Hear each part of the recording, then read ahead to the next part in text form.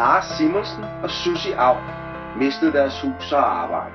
Derfor besluttede de sig for at tage ud på det største eventyr, de nogensinde har prøvet, med deres 2 små børn på henholdsvis 5 og 7 år. Denne ellers helt så almindelige familie tog ud på verdens længste familieekspedition i en kajak, en tur på 7.300 km. De vidste ikke, hvad der ventede dem. De vidste ikke, om det var muligt, men de var overhovedet klar over udfordringen. At tage børn med på sådan en lang rejse, måtte det være en tosset idé.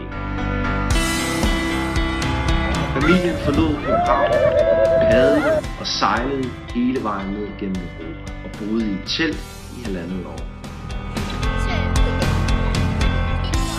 De havde møder med politiet, militæret, de brækkede pagajer, blev væk fra hinanden, kæmpede med kraftige vinde og høje bølger.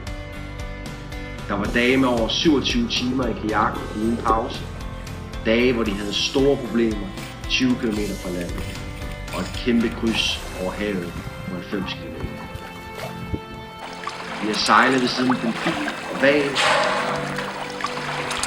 Sejl- og kajakklubber har budt dem velkommen.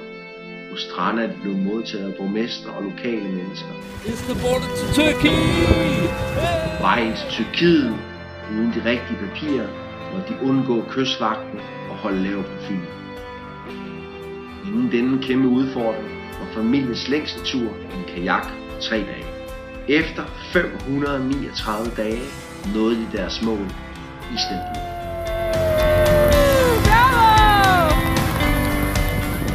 Dette her er deres eventyr.